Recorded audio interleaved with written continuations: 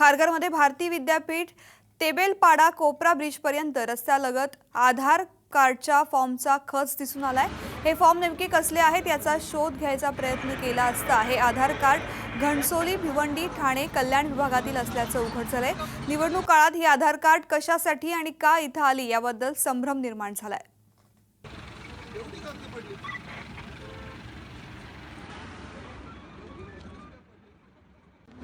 काय सांगाल, एवढी मोठी कागद आलेली आहेत इलेक्शनच्या कालावधीत, एवढी मोठी कागद नेमकी आली कुठून? याचा शोध नेमका तुम्ही कसा घेणार आहात? याचा शोध घ्यायचा म्हणजे आता आम्ही ही कागदपत्रे जी गोळा केलेली आहेत ती आम्ही वरिष्ठांना सांगणार, असं मॅटर झालेलं आहे। तर वरिष्ठांना सांगून वरिष्ठ काय तो निर्णय घेतील किंवा काय पुढील काय तपास करतील त्याप्रमाणे आम्ही तपास करणार आहोत। या ठिकाणी म्हात्रेजी काय सांगाल, एकूणच तुम्ही ही कागद गोळा केलेली आहेत, हा खच नेमका कुठून आणि कसा तुम्ही गोळा केला? आम्ही भारती विद्यापीठ सेक्टर 4 पासून पडलेला दिसला आम्हाला। आमच्या गेट मार्शलने माहिती दिली, त्यांना तसं समजलं की तिथं पडलेलं आहे म्हणून। तिथं जाऊन पहिला आम्ही तिकडचं गोळा केलं, नंतर इकडे येऊन इकडचं गोळा केलं तर आपल्या मदतीने। बरं, याच्यात नेमकं काय आढळलं तुम्हाला? याच्यात हे आम्हाला ओरिजिनल कागदपत्रामध्ये आधार कार्ड पडलेलं दिसलं।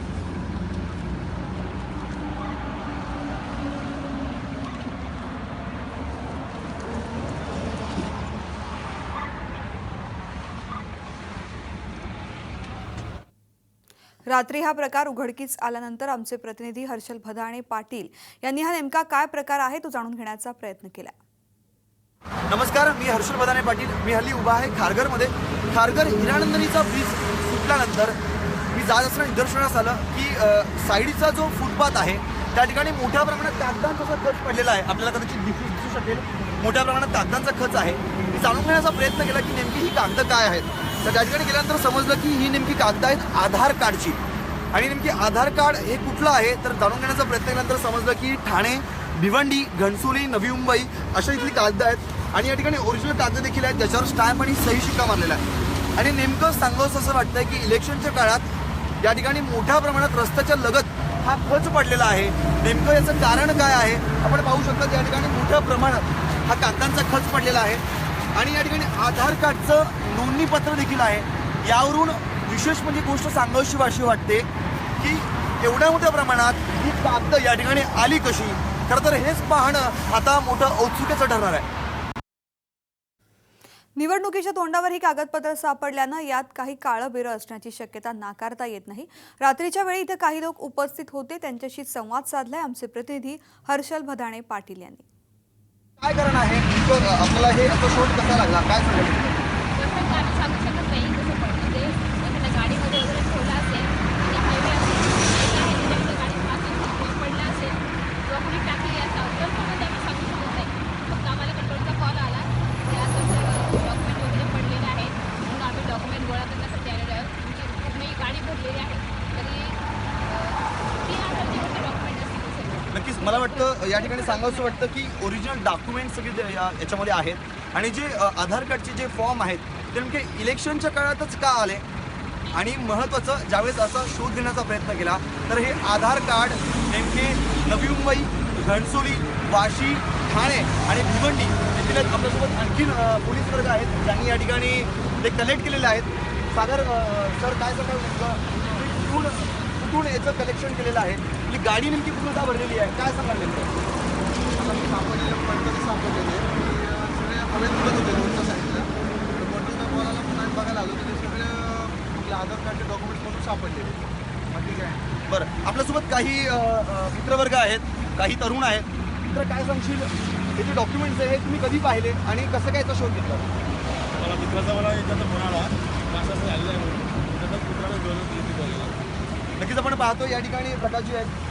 काय सांगाल की या ठिकाणी जो खच आहे आधार कार्डचा, आणि या पाहिल्यानंतर खरं तर मोठी बाब या ठिकाणी उघडकीस येते। इलेक्शनच्या काळामध्ये हे सगळे फॉर्म या ठिकाणी लागलेले आहेत, काय वाटतं तुम्हाला? तुम्हीच विचार करा, आधार कार्ड काढण्यासाठी किती लोकांना नरक यातना भोगावं लागतात आणि एक एक डॉक्युमेंट गोळा करावं लागतं। आणि याची अवस्था अशीच असेल की ह्या शासनाला काय म्हणायचं, आणि या ज्याने कोणी एजन्सीने हे काम घेतलं होतं त्या एजन्सीला काय तुम्ही त्याची काय त्याला सजा द्यायची दिली पाहिजे। नक्कीच खरं तर पाहायला गेलं तर हा जवळजवळ 1 ते 2 किलोमीटरचा पट्टा आहे आणि या 2 किलोमीटरच्या पट्ट्यामध्ये आपण पाहिलं की रस्त्यापासून लगत ही आधार कार्डची कागदं उडत होती. आपल्यासोबत आणखी एक पोलीस अधिकारी आहेत, मी त्यांना विचारू इच्छितो की खरं तर काय सांगाल की जे आधार कार्डचा जो खच आहे हा तुम्ही पाहिला आणि नेमकी काय ॲक्शन तुम्ही घेतली? आम्ही आमचा पहिला प्रयत्न होता की सर्व याचा गैरवापर होऊ नये त्यासाठी आम्ही पहिलं नाही, खरं तर पोलिसांनी कर्तव्य दक्षता या ठिकाणी निभावलेली आहे. याचा गैरवापर आणि ओरिजिनल कागदपत्र या ठिकाणी आहेत. माझ्या हातात हे कागदपत्र आहे जे ओरिजिनल आहे आणि याचा कुठेतरी चुकीचा गैरवापर होऊ नये आणि म्हणून पोलिसांनी ही कागदं आपल्या गाडीत जमा केलेली आहेत. खरं तर हे पाहणं मोठं औत्सुक्याचं ठरणार आहे की कागदं नेमकी आली कुठून. दरम्यान आधार कार्डचं काम दिलेल्या एजन्सीला पोलीस स्टेशनला बोलवून घेण्यात आलंय. इथे इलेक्शन कमिशनचे अधिकारीही पोहोचलेत आणि या एजन्सीतल्या लोकांची चौकशी सुरू करण्यात आली आहे. जवळपास 20,000 कागदपत्र सापडल्यानं खळबळ माजली आहे. जवळपास 2 किलोमीटर परिसरात हा कागदपत्रांचा खच पडला होता. यात प्रामुख्यानं इलेक्शन कालावधीत अशी कागदपत्र नेमकी आली कुठून असा प्रश्नही उपस्थित होतोय. बोगस वोटिंग टाळण्यासाठी एकीकडे प्रयत्न होत असताना अशा पद्धतीनं कागदपत्र आढळल्यानं अनेक प्रश्न उपस्थित होतात. दुसरीकडे ही कागदपत्र सिम कार्ड घोटाळ्याशी संबंधित आहेत का याचा सुद्धा आता चौकशीमध्ये समावेश करण्यात आला. याबद्दल ही चौकशी सुरू आहे. या संदर्भात अधिक माहिती जाणून घेऊयात आमचे प्रतिनिधी हर्षल भदाणे पाटील यांच्याकडून.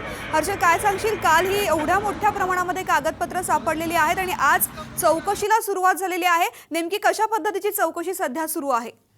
नक्कीच श्रुती, काल बेलापूरहून खारघरकडे येत असताना भारती विद्यापीठ हा जो स्टॉप आहे या भारती विद्यापीठ पासून तर थेट हिरानंदिनीचा ब्रिज क्रॉस केल्यानंतर कोपऱ्याचा ब्रिज येतो. त्या कोपऱ्याचा ब्रिज पर्यंत मोठ्या प्रमाणात कागदांचा खच त्या ठिकाणी दिसून आला. पण खच नेमका कसला आहे पाहण्याचा प्रयत्न केला असता त्या ठिकाणी आधार कार्डचे ते फॉर्म दिसले आणि नोंदणीकृत असे आधार कार्ड त्या ठिकाणी दिसलं आणि ते पाहिल्यानंतर ओरिजिनल डॉक्युमेंट देखील त्यामध्ये होते. यानंतर पोलीस स्टेशनला कॉल केला असता पोलीस स्टेशनची मंडळी त्या ठिकाणी आली आणि मंडळी आल्यानंतर खरं तर पाहिलं तर जवळजवळ 2 ते 3 किलोमीटर पर्यंत फुटपाथ लगत खरं तर हे रस्ता लगत फुटपाथवर या आधार कार्डचे खच पडले होते आणि त्यानंतर खरं तर खारघर पोलिसांनी कर्तव्य दक्षतापणा दाखवलेला आहे. खारघर पोलिसांनी स्वतः ते 2 ते 3 किलोमीटरचे जे आधार कार्डचे फॉर्म होते ते जमा केले आणि त्यानंतर ते खारघर पोलीस स्टेशनमध्ये त्यांना त्या कागदपत्रांना नेण्यात आलं. खारघर पोलीस स्टेशनमध्ये सीमा मुंडे जे उपनिरीक्षक आहेत, उपनिरीक्षकांनी खरं तर मोठी भूमिका या ठिकाणी बजावली आणि त्यासोबत त्यांचे सहकारी आता नेमकं ज्या एजन्सीला आधार कार्ड जे एजन्सी बनवण्याला जे काम कंत्राट देण्यात आलं होतं त्यांना आता बोलवण्यात आलेलं आहे आणि त्यांची चौकशी सुरू आहे. नेमके हे आधार कार्ड आले कुठून आणि त्यांची अशी बतावणी आहे की हे आधार कार्ड रस्त्यावर पडले, चुकून पडले आणि जर चुकून पडले तर तुम्हाला त्याबाबतची माहिती होती का नव्हती याबद्दलची चौकशी आता खारघर पोलीस स्टेशनमध्ये सुरू आहे. तृप्ती. नक्कीच हर्षल, यामध्ये अतिशय मोठा निष्काळजीपणा हा त्या एजन्सीचा दिसून येत आहे. या सगळ्या प्रकरणामध्ये सिम कार्ड घोटाळ्याचाही काही संबंध असण्याची शक्यता आहे का?